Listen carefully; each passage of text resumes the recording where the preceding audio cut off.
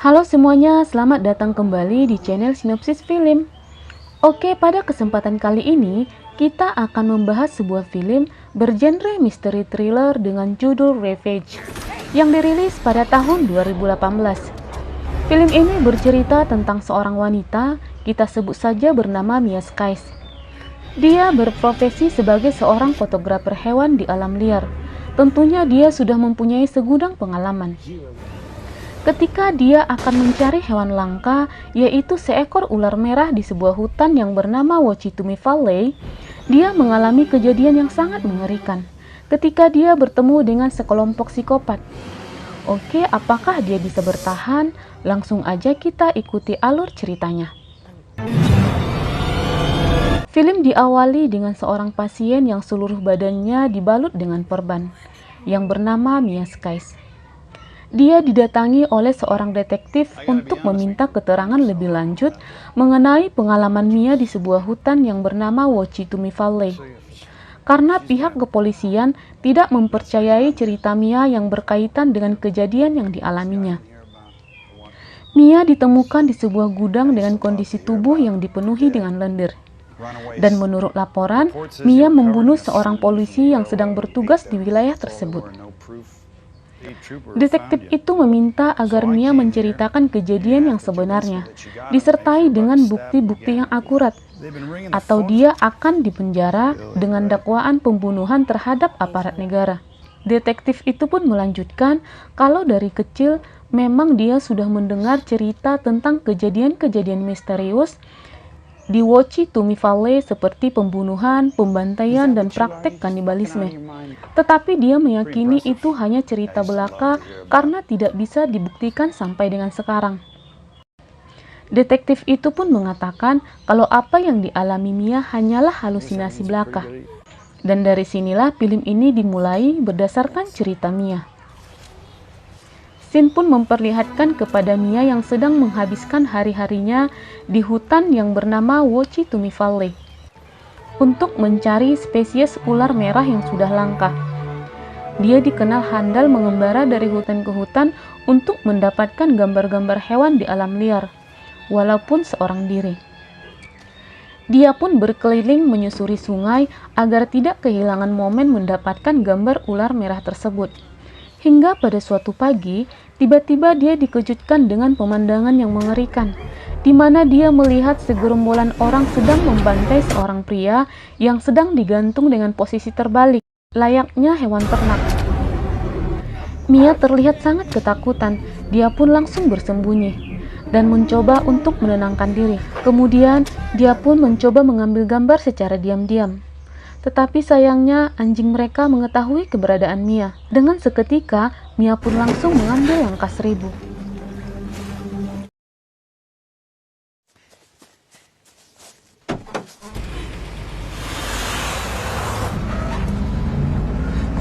Tiba di kota, dia pun langsung menuju kantor polisi dan bermaksud membuat laporan tentang kejadian yang dilihatnya, berbekal bukti beberapa foto di kameranya.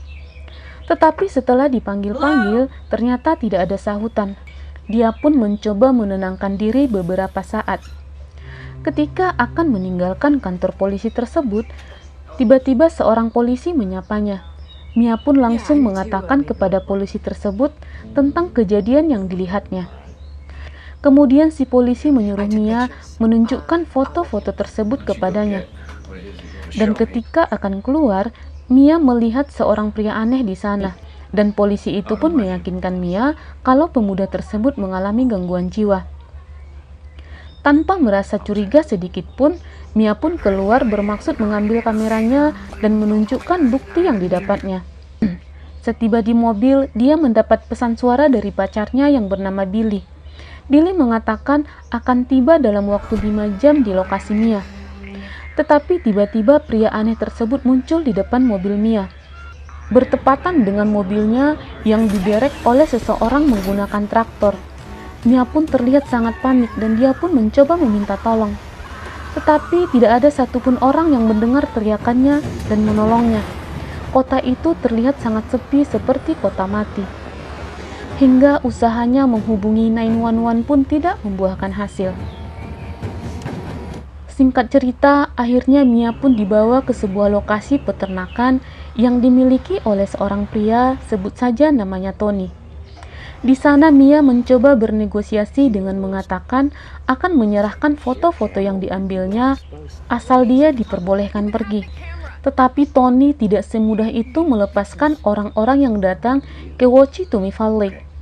Dia mengklaim sebagai orang yang melindungi kawasan Wachitumi Valley dari keserakahan orang-orang yang akan merusaknya. Dia pun mengajak duel Mia one by one. Mia pun keluar dari mobilnya dan mengancam dengan senjatanya. Seorang anak buah Tony pun dilumpuhkannya ketika orang tersebut mencoba menembak Mia. Melihat keberanian dan ketangkasan Mia dalam memainkan senjata, Tony pun mulai tidak menganggap remeh kepada Mia. Akhirnya dia pun menyiksa Mia dan menggantungnya dalam posisi terbalik. Scene pun berganti kepada Mia yang sedang digantung. Terlihat Mia mencoba melepaskan ikatannya dengan keahlian yang dimilikinya, dan dengan sedikit bersusah payah akhirnya dia berhasil lolos. Setelah itu tiba-tiba dia mendengar suara aneh dari sebuah ruangan. Mia mencoba melihat dan di sana dia menemukan orang yang sedang dibungkus dengan plastik. Dia pun histeris dan langsung kabur sejauh-jauhnya ke dalam hutan. Tony yang baru tiba di lokasi bersama anak buahnya terlihat sangat emosi karena tidak menemukan Mia. Dan mereka pun mencarinya kemana-mana. Setelah itu mereka melihat Mia yang sedang berlari menuju hutan. Anak buah Tony pun mengejar Mia dengan trail. Mia yang sudah masuk ke dalam hutan pun mencoba bertahan. Di sana dia menemukan sebuah gubuk tua. Dia mendapatkan sepasang sepatu kemudian memakainya. Dia pun membawa gulungan tali dengan harapan akan berguna nantinya. Setelah itu dia pun memanjat sebuah pohon untuk mengetahui jalan keluar dari lembah tersebut. Singkat cerita, malam pun tiba. Mia yang sudah berjalan seharian akhirnya bertemu dengan seorang anak buah Tony yang kebetulan sedang sendirian dan terlihat sedang mabuk dan frustasi karena tidak menemukan Mia. Secara diam-diam, Mia pun mencoba menghampiri barang-barang pria tersebut. Dan di sana dia menemukan bubuk mesiu. Dengan bekal tali yang dibawanya, dia menjatuhkan mesiu tersebut ke dalam api yang dekat dengan pria itu. Dan tak berapa lama, mesiu itu pun meledak dan pria itu pun tumbang. Mia pun menghampirinya dan bertanya tentang jalan keluar dari lembah tersebut. Tetapi pria itu tidak memberikan informasi apa-apa kepadanya. Dengan berat hati, akhirnya Mia pun menghabisinya. Pada keesokan harinya, dua anak buah Tony pun kembali menyusuri hutan mencari Mia. Mia pun terlihat berlari semampunya. Hingga tiba-tiba kakinya tersangkut kawat. Dan dari sana muncullah ide Mia untuk membuat sebuah jebakan. Dia pun memasang kawat tersebut dengan posisi horizontal dan mengukurnya sejajar dengan leher. Tak berapa lama terdengar anak buah Tony mendekat. Mia pun memancingnya dan berlari sekencang mungkin. Hingga tepat di lokasi jebakan, dengan seketika anak buah Tony itu pun tewas menggenaskan. Setelah itu dia pun melanjutkan perjalanan. Dia pun kembali memancing anak buah Tony yang lainnya dengan jaket dan helm anak buah Tony yang sudah tewas. Seolah-olah temannya itu sedang berada di sekitar sungai. Dan akhirnya umpannya pun berhasil. Anak buah Tony itu pun datang. Dia pun mendekat dan mengangkat helm tersebut. Mia pun dengan sigap melepaskan tembakannya. Dan pria itu tewas saat itu juga. Tak lama kemudian, Tony mencoba menghubungi anak buahnya yang diangkat oleh Mia. Tony yang telah mengetahui keahlian Mia mencoba menakut-nakuti Mia dengan mengatakan sangat mustahil untuk Mia keluar dari hutan tersebut. Dia pun yakin Mia tidak akan mengendarai trail anak buahnya karena satu-satunya akses yang cepat adalah mengarungi arus sungai. Kalau tidak, melewati hutan nasional bagian timur yang ditempuh selama sebulan. Dan itu sungguh mustahil. Dengan kata lain, Mia harus menyerahkan diri karena Tony sudah menguasai seluruh wilayah Wachitumi Valley tanpa terkecuali. Terlihat Mia tidak menghiraukan peringatan Tony. dan dia pun terus mencari jalan keluar. Hingga dia tiba di sebuah gubuk tua. Di sana dia menemukan beberapa barang-barang bekas seperti drum dan lainnya. Berbekal barang-barang tersebut, dia pun membuat sebuah pelampung ala kadarnya. Dan dia pun mulai menyusuri sungai. Singkat cerita, setelah jauh menyusuri sungai, akhirnya dia pun menemukan sebuah rumah besar. Dan dia pun pergi ke rumah tersebut untuk mencari pertolongan. Dia pun mencoba masuk, dan di sana dia bertemu dengan seorang pria tua. Mia pun mencoba berdiskusi tentang situasinya, dan niatnya untuk mencari pertolongan. Si pria tua itu malah mengajak Mia berdiskusi tentang wilayah Wachitumi Valley dan menawarkan minuman. Ketika Mia sedang melihat-lihat rumah pria tua itu, tanpa sengaja Mia mengetahui kalau pria tua itu adalah komplotan dari Tony. Dia pun mencoba bersikap tenang dan mulai mencari sebuah siasat. Ketika pria itu sedang menambahkan minumannya, Mia pun mendapatkan ide menambahkan dosis pada obat pria tersebut. Dan ketika pria itu menyuntikkan obat jantungnya, dengan seketika dia pun tumbang. Mia pun pergi meninggalkannya dan mencari peralatan yang bisa digunakan keluar dari lembah tersebut. Di sana dia menemukan mobil dan senjata. Sebelum pergi, untuk memastikan kematian pria tersebut, Mia pun menghantamnya dengan timah panas. Setelah itu, dia pun pergi melanjutkan perjalanannya. Di sepanjang jalan, diperlihatkan mobil-mobil yang terdampar yang sepertinya mobil dari pengunjung yang datang ke sana. Setelah itu, tiba-tiba mobil yang dikendarai Mia itu pun mogok, yang mengharuskannya berjalan kaki tanpa tujuan yang jelas.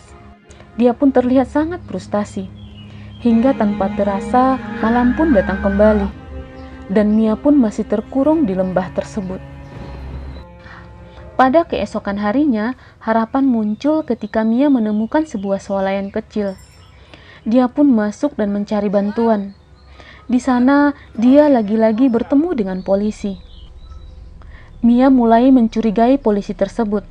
Tetapi ketika polisi tersebut mengatakan kalau dia dan Billy pacar Mia sudah lama mencarinya. Akhirnya, Mia yakin kalau polisi tersebut akan menolongnya. Dan dia pun ikut polisi tersebut. Tetapi tiba-tiba di tengah perjalanan, Mia pun mengetahui kalau ternyata polisi tersebut adalah komplotan dari Tony. Dan lagi-lagi Mia dibawa kembali kepada Tony. Terlihat Mia pun sangat histeris. Dia pun kembali diikat oleh Tony. Tony pun menceritakan sebuah kisah penyiksaan paling artistik dari negara Slavia, yaitu bagaimana menguraikan manusia secara hidup-hidup dengan enzim dan kandungan asam kuat yang menyebabkan sensasi terbakar yang luar biasa. Dan hal itu akan dilakukannya kepada Mia. Tetapi Mia terlihat tak gentar sedikit pun. Dia malah memancing emosi Tony. Dia mengklaim nyali dan kemampuan Tony nol dan hanya mengandalkan anak buahnya. Tony yang sudah terpancing emosinya mulai menghajar Mia, hingga pergelutan pun tak terelakkan. Mia yang mencoba melawan akhirnya hampir berhasil mengambil senjata Tony. Tetapi tiba-tiba muncullah Billy yang telah disandra oleh Tony, yang membuat Mia goyah, dan akhirnya Mia pun berhasil dilumpuhkan. Kemudian, dia pun dimasukkan ke dalam perut sapi dalam keadaan terikat. Scene pun kembali ke masa sekarang, di mana terlihat sang detektif yang mewawancarai Mia tetap tidak mempercayai cerita Mia. Dan dia memutuskan kalau Mia sedang bermasalah dengan mentalnya. Detektif itu pun meninggalkan Mia, dan dia pun menemui seorang dokter forensik.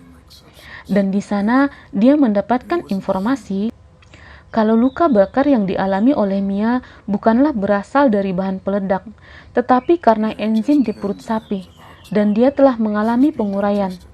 Hal itu menguatkan pernyataan Mia. Dan film pun selesai. Oke, terima kasih telah mampir di channel Sinopsis Film. Filmnya lumayan seru sih, karena ilmu survivor Mia menghadapi psikopat sendirian. Tetapi sayangnya film ini tidak memperlihatkan bagaimana Mia keluar dari perut sapi tersebut. Dan scene-nya langsung ke rumah sakit. Oke, sampai jumpa di video-video selanjutnya. Terima kasih. Assalamualaikum warahmatullahi wabarakatuh.